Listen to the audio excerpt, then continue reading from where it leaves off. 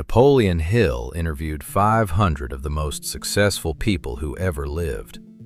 20 years inside their minds, learning how they thought, how they built, how they kept going when everything around them said stop. But what he found wasn't just a map to success. It was something more disturbing. A map to failure. Precise, detailed, and nearly universal. A map most people on Earth are following without knowing it. He identified 6 specific fears, not general anxieties. 6 named, observable fears, he said, after 2 decades of research, account for more human suffering, more wasted potential, and more failed lives than poverty, illness, or bad luck combined. And here's what should stop you. These fears aren't caused by external events. They're self-created, self-installed, and in almost every case, completely invisible to the person carrying them. By the end of this video, you'll be able to name all 6. You'll recognize at least 2 in yourself, and you'll understand why they've been able to run unchallenged for as long as they have. Hill opens his chapter on fear with a line most readers move past too fast. He writes that every human being suffers from some combination of these 6 fears at some point in their life. Not some people, every human being. He wasn't being dramatic, he was being clinical. He'd spent 20 years watching brilliant people fail, not for lack of intelligence, not because the odds were against them, but because an invisible fear was making decisions that the person believed they were making themselves. This is what matters most about fear as Hill defined it. It almost never announces itself. It doesn't arrive labeled fear. It arrives as procrastination, as perfectionism, as the feeling that now isn't the right time, as the reasoned, intelligent-sounding conclusion that this particular idea probably won't work. Fear is an impersonator. Right now, it's impersonating your rational mind in ways you haven't caught yet. Hill also separated fear as an emotion from fear as a state of mind. An emotion passes. A state of mind persists. When fear stops being a response to a specific threat and becomes a background condition that colors every decision, Hill called it the ghost of fear. The ghost doesn't make you tremble. No visible panic.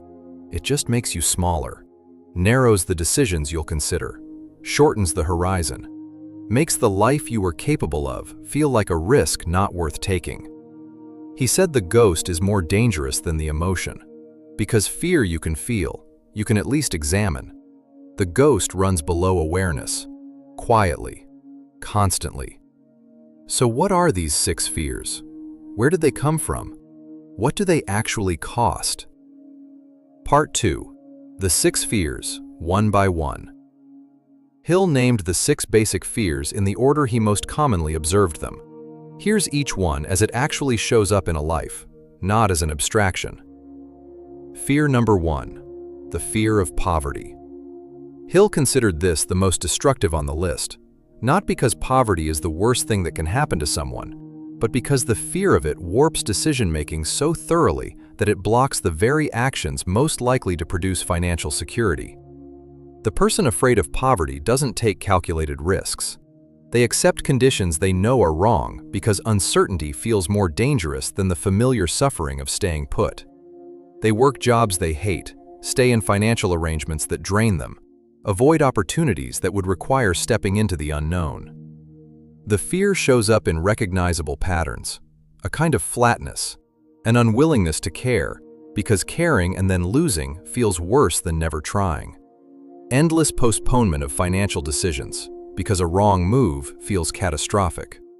A low-grade, constant anxiety about money that consumes the exact mental energy needed to actually change the situation. And perhaps the most painful form, envy. The person who deeply fears poverty often can't celebrate someone else's success, because that success is a reminder of everything they believe is not available to them. Hill said this fear is learned, absorbed from watching others treat money as scarce, dangerous, and hard to hold. Once installed, it works as a self-fulfilling prophecy, because the decisions it produces are exactly the ones most likely to create the poverty it fears. Fear number 2, the fear of criticism. Hill called this the second most common, and in some ways the most insidious, because it's socially maintained. Other people help install it. Other people keep it running. And often without any bad intent, other people reinforce it every time you show signs of outgrowing it. This fear kills more dreams early than anything else Hill identified. Because before a dream becomes a business, before a vision becomes a plan, it has to survive the voice that asks, "What will people think?" The symptoms are specific. Timidity, looking for reasons not to act, waiting for permission, always needing one more reason before starting. A settled sense that other people are more qualified, more deserving of the outcome you want. Extravagance, using material things to impress others as a preemptive defense against the criticism you're already braced for. There's also a form Hill observed in intelligent people specifically, finding fault with everyone else before they can find fault with you. Keep others on the defensive and you never have to face your own adequacy. This fear is why most people never start. They run the simulation, the doubters, the skeptics, the people who will say they told you so, and decide the emotional cost of that scenario is too high. So they stay. The dream stays theoretical, safe, untested, permanent. Fear number 3, the fear of ill health. Subtler than the first two, and Hill treated it carefully. He wasn't dismissing legitimate health concerns. He was separating those from the anxious preoccupation with illness that consumes a life without protecting it. He found that many people spend enormous mental energy imagining symptoms they don't have, reading about diseases they don't have, rehearsing their own decline in ways that are, at the subconscious level, indistinguishable from actually experiencing that decline. He tied this directly to autosuggestion. A mind that dwells on illness, with emotion, with vivid detail, is giving the subconscious instructions. Not as a figure of speech. Fearful thinking produces measurable physiological effects. The immune system is suppressed. Inflammation rises. The body begins executing what it's been told. Hill also noted that the fear of ill health is one of the most commercially exploited fears in existence. Entire industries built on the systematic amplification of health anxiety, because a frightened customer comes back. Fear number 4, the fear of loss of love. Hill called this the most painful of the 6, and the one most likely to produce behavior that's recognizably irrational. Because fear of losing love bypasses the rational mind almost entirely.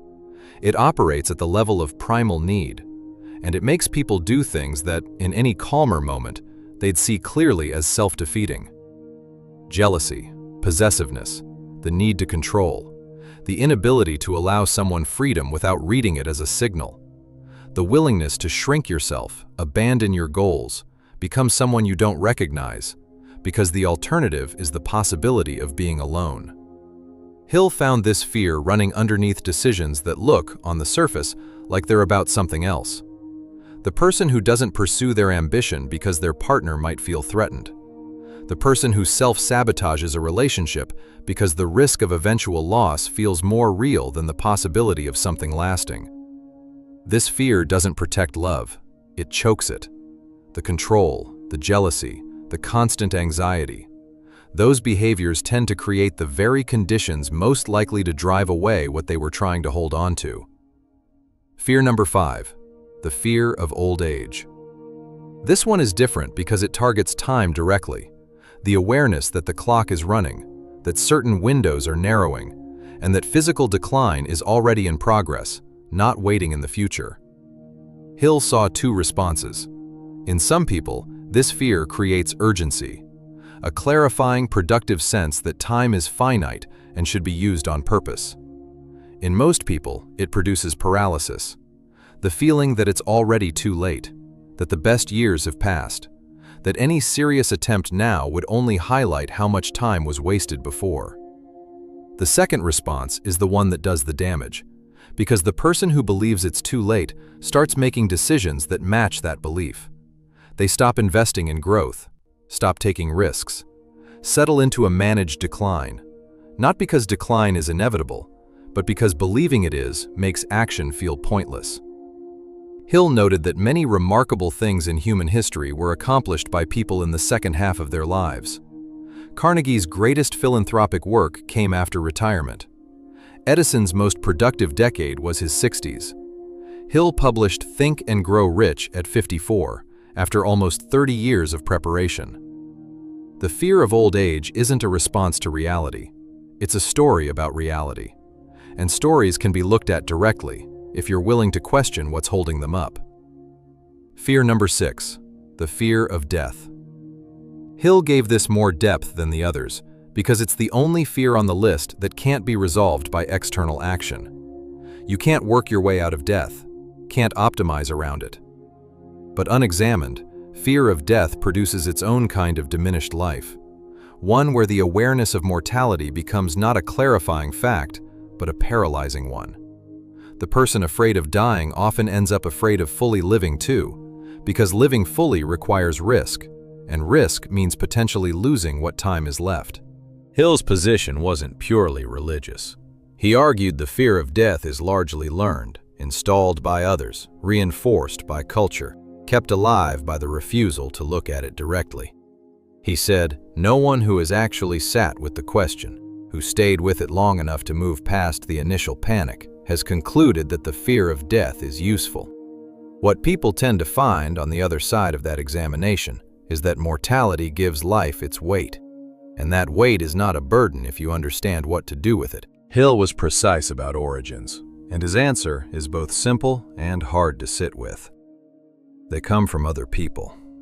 Not entirely, not always on purpose, but the 6 basic fears are, in most cases, transmitted through social contact, through family, education, culture, the accumulated weight of other people's unexamined anxieties being handed down across generations.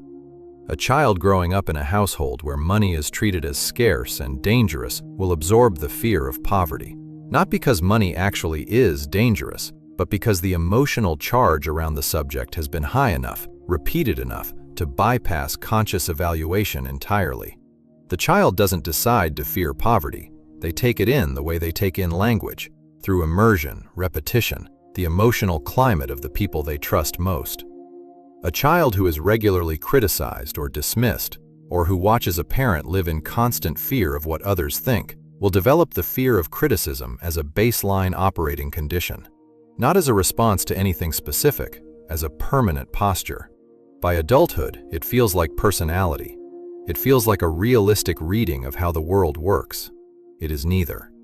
Hill called this social heredity, the transmission of mental and emotional patterns across generations with the same reliability as biological inheritance, but without the biology. You didn't choose these fears. You absorbed them from people who absorbed them from people who never examined them. That's what makes them so persistent. These aren't fears from a single bad experience. They've been reinforced across thousands of interactions by people you trusted, in a context where questioning them felt more dangerous than accepting them. Hill also described what he called the 7th basic evil, distinct from the 6 fears: susceptibility to negative influences. The habit of opening the mind to destructive thinking through gossip, through news built around catastrophe, through the company of people who've decided the world is hostile and success is for someone else. He said anyone serious about accomplishing anything has to make a deliberate decision about what enters their mental environment. Not ignorance, selectivity. Because the mind doesn't evaluate the source of a fear impulse, it just receives it. Fear absorbed from a neighbor's complaint carries the same physiological weight as fear from personal experience. The person who spends an hour each morning consuming content designed to make them feel afraid, outraged, and helpless hasn't been informed. They've been programmed. They'll spend the rest of the day making decisions from inside that program, without ever tracing those decisions back to their source. Hill's recommendation was blunt. Look at who you spend the most time with. Look at what you regularly consume. Ask one question of each. Does this make me more capable, more clear, more directed? Or does it make me smaller and more afraid? Then adjust. Not all at once, but deliberately.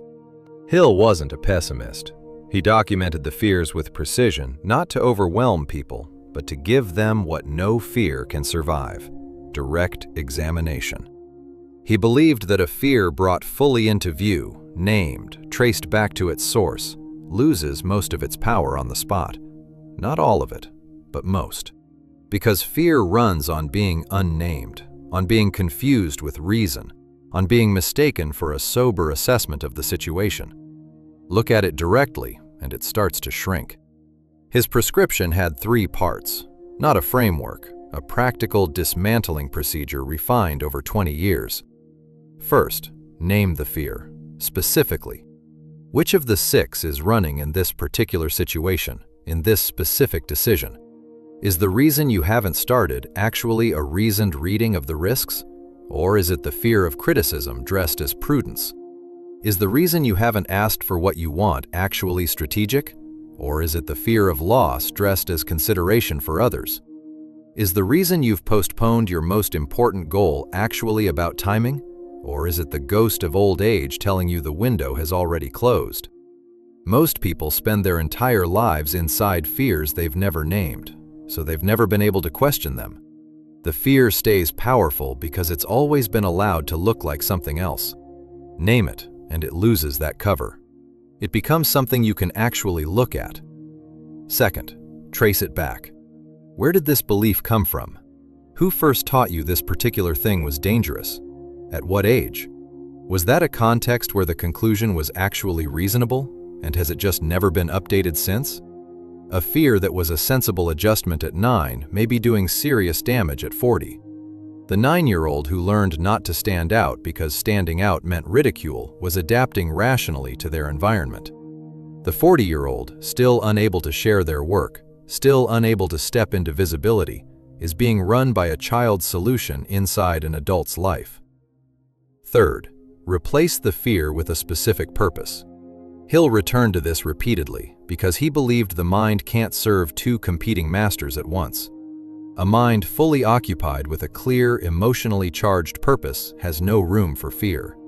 Not because the fear has been suppressed, because it's been crowded out by something that feels more present and more real to the subconscious than the shadow it was living on. This is why the 6 fears and the burning desire from the earlier video aren't separate topics. Fear fills the space that desire hasn't claimed. Desire, once it takes hold, clears that space, not by fighting fear directly, but by occupying it.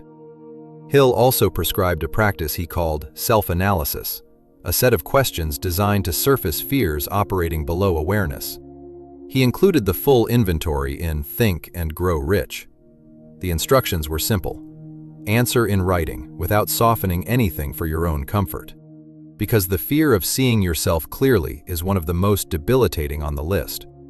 He said, the person who refuses honest self-examination isn't protecting themselves from pain. They're choosing to carry it indefinitely in exchange for not having to look. Every year without the examination is another year the fear runs unchallenged. Hill closed the chapter on fear with a direct question to the reader. If you could observe yourself from the outside, watch the decisions you've been making and see the fears that were actually making them, what would you change? And more specifically, what would you be embarrassed to have stayed afraid of? Sitting with that question is where it starts. Not with the hard work that comes after, just with the willingness to look. Napoleon Hill spent 20 years mapping success, but his most important conclusion might be this: the primary obstacle is not external, not the economy, not the competition, not where you started.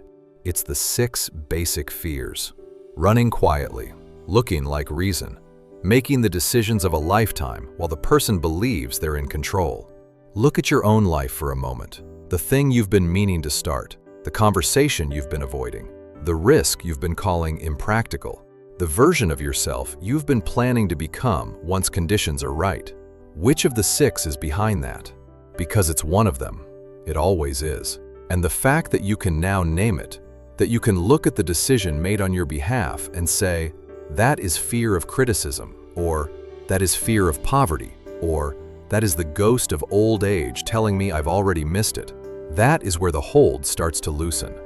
In the next video, we go deeper into why 95% of people never get what they want. Not for lack of ability, not because the world is against them, but because of one specific mental habit Hill found in nearly every person he studied who lived below their potential. It's not what you'd expect. And once you see it, you won't be able to unsee it. That's next. Don't miss it.